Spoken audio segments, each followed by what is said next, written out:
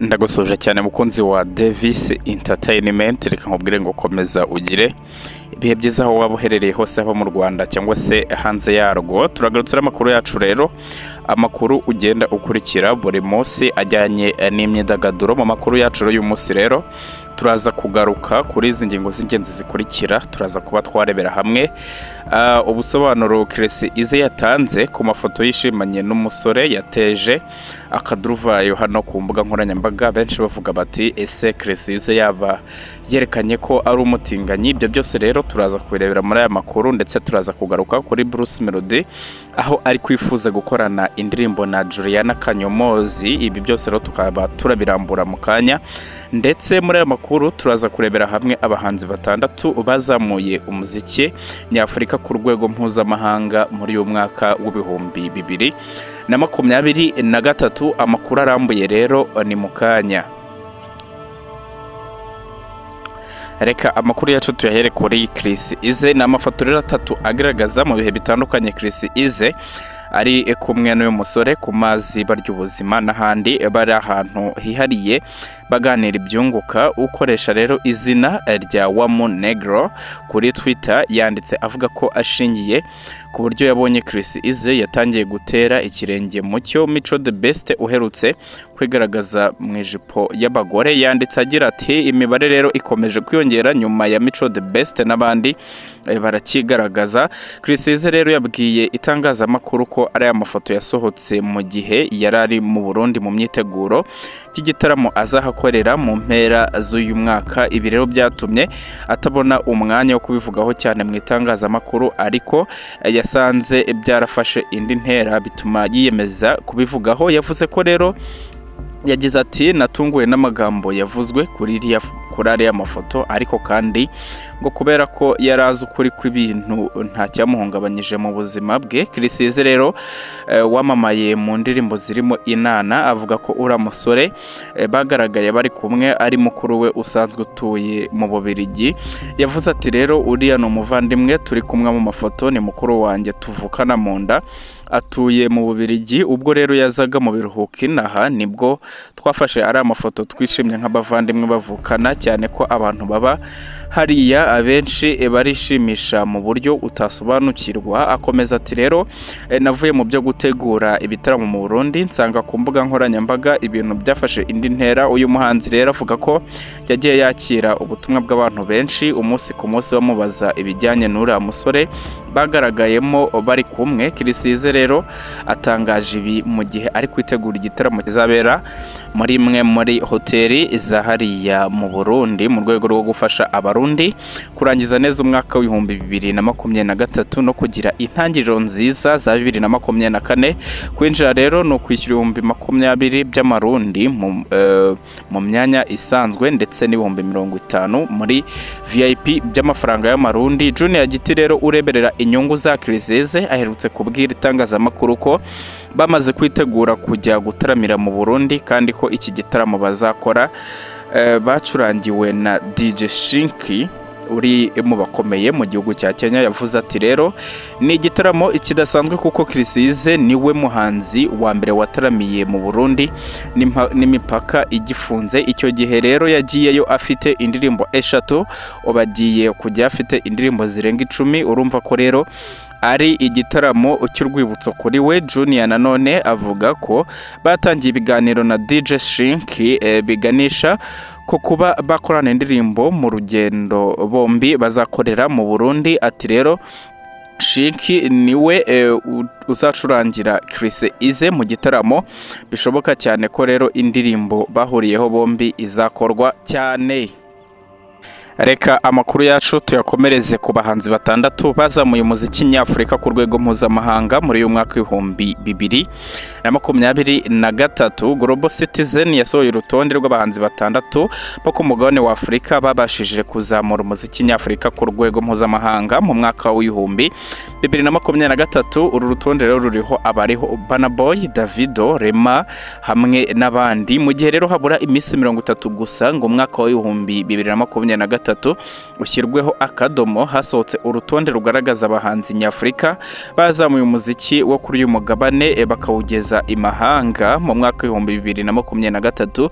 Uru rutonde rwakozwe na Global Citizen yakoze uru rutonde, ni nayo yifatanije na Movie Africa mu gutegura igitaramo kizaririmbamo umuraperi Kendrick Lamar muri Beka Arena tariki ya 6 Ukuboza mu cyo bise Movie Africa Rwanda Global Citizen Experience. Global Citizen kandi yatangaje ko mu mwaka wa 2023 abahanzi nyafurika muri rusange bitwaye neza mu ruhango mpuzamahanga, gusa harimo batandatu babashije no guca uduhigo mu bihugu bitandukanye byo hanze ya Afurika. Abahanzi batandatu bazamuye umuziki nyafurika rero ku rwego mpuzamahanga muri 2023 naba bakurikira. Ku mwanya wa mbere rero turahasanga Burna Boy. Uyu muhanzi rero Burna Boy niwe uza kwisonga mu bahanzi bazamuye umuziki nyafurika ku rwego mpuzamahanga. Uyu muhanzi rero wibitseho igihembo cya Grammy ndetse unahabwa amahirwe yo kuzongera gutwara ikindi mu bihembo bya Grammy Awards mu 2024 ngo mwaka wa 2023 waramuhiriye. Burna Boy rero wiyise African Giant muri uyu mwaka niho yaciye agahigo ko kuzuza stade ya London O2 Arena yo mu Bwongereza. Aba rero umuhanzi wa mbere wo muri Afrika ubikoze. Uyu muhanzi kandi indirimbo ze zirimo nka Rust zaciye ibintu ku mbuga zicuruza umuziki, ndetse na album aherutse gusohora yise I Told Them iri muzageze iri muzihagaze neza ku rwego mpuzamahanga. Ku mwanya wa kabiri hari Davido. Uyu muhanzi Davido rero uherutse mu Rwanda mu bihembo bya Trace Award 2023 ni uri ku mwanya wa kabiri. Uyu mwaka wa 2023 Davido ngo yongeye kugaruka mu muziki mu isura nshya nyuma y'igihe yari amaze adasohora ibihangano bishya. Kuva rero muri Werurwe yasohoye album yise Timeless iriho indirimbo zakunzwe nka Unavailable yakoranye na Musa Case hamwe na Fury. Byatumye rero uduhigo turimo nko kuba izi ndirimbo ze zaragiye ziza mu myanya ya mbere ku ntonde z'indirimbo zakunzwe zirimo nka US charts. Ku mwanya wa gatatu hari Tyra. Uyu muhanzikazi rero Tyra wavukiye mu mujyi wa Johannesburg muri Afrika y'Epfo, ari mu bahanzi nyafurika bazamuye umuziki muri uyu mwaka wa 2023 ku rwego mpuzamahanga. Indirimbo ye rero Water yaciye ibintu kuva mu mbuga zirimo nka TikTok kugeza igeze ku mwanya wa 21 ku rutonde rwa Billboard 100 chart rujyaho indirimbo 100 zikunzwe ku rwego mpuza mahanga. Ku mwanya wa kane hari Black Sherif. Uyu muhanzi rero no muraperi wo mu gihugu cya Ghana uri mu bagezweho muri iki gihe. Uyu musore rero benshi bazi ku izina rya Blacko aherutse kwegukana igihembo cya Bet Awards cy'umuraperi mwiza w'umwaka ku rwego mpuzamahanga. Global Citizen rero yatangaje ko Black Sherif amaze imyaka 2 yereka isi ko muri Afurika naho hari abaraperi bashoboye, dore ko anazwiho ubuhanga bwo kwandika indirimbo zinyura benshi. Indirimbo zero zakunzwe zirimo nka First Ceremony,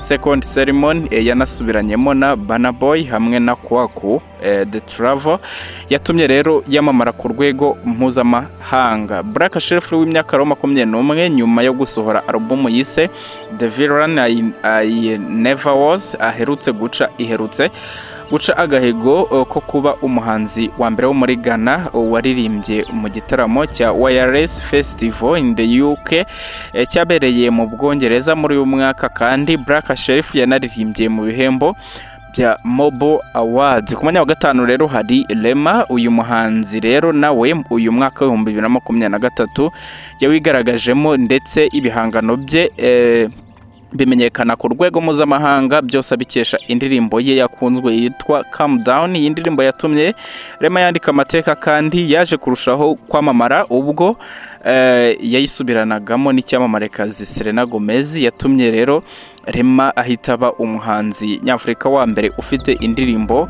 yamaze igihe kirekire ku rutonde rwa Billboard chart, dore ko yarumazeho ibyumweru 57 ihita iba indirimbo ya mbere icuranze mu njyana y'Afrika itinze kuri rutonde. Muri iyi ndirimbo kandi Rema y'imyaka 23 y'amavuko yongeye guca agahigo ubwo yabaga umuhanzi nyafurika wa mbere uririmbye mu birori bya Ballon d'Or byari bibaye ku nshuro ya 67. Muri ibi birori kandi yaririmbyemo indirimbo ye Calm Down, ihagurutsa bakizigenza mu mukino wa football barimo na Lionel Messi wanegukanye iki igihembo. Reka rero amakuru yacu tuyakomereze kuri Bruce Melody watangaje ko yifuza gukorana indirimbo na Juliana Kanyomozi. Ni icyifuzo rero uyu muhanzi yanyujije ku rukuta rwe rwa Instagram, aho yagaragaje ko yifuza bikomeye gukorana indirimbo n'uyu munyabigwikazi muri muzika yo mu karere na Afurika muri rusange. Juliana Kanyomozi rero yifashishije indirimbo ye yise Nabikowa. Bruce Melody yagize ati ndashaka bikomeye gukora indirimbo na Juliana Kanyomozi. Tubibutse ko kandi Melody ari we muhanzi nyarwanda wenyine wabashije guca agahigo ko gukorana indirimbo n'abahanzi hafi ya bose bo mu bihugu bya Afurika y'Iburasirazuba. Ikindi Bruce Melody yabashije gutera intambwe yegera n'abahanzi bo muri Afurika y'Iburengerazuba akorana indirimbo na Pantraking uherutse mu Rwanda tariki 11 Ugushyingo 2023, aho yaririmbye mu birori bya African Leadership Network byabereye muri Kigali Conference and the Expression Village, ahazwe nka kampo. Yanakoranye rero indirimbo na Bruce Melody. Muri Uganda Bruce Melody rero aherutse kwikoza yakorana indirimbo n'umwe mu bahanzi bakomeye muri Afurika wigeze guhatana mu bihembo bikomeye bya Grammy Awards, Eddie Kenzo, bakorana iyo bise Nyora. Juliana Kanyomozi rero ufatwa nk'umunyabigwi muri muzika yo mu karere yavutse tariki ya 24 Ugushyingo 1980, atangira muzika mu buryo bw'umwuga mu mwaka 2008. Uyu muhanzi kazi rero kandi yibitseho ibihembo bitagira ingano muri Afurika mu muziki wa Afurika.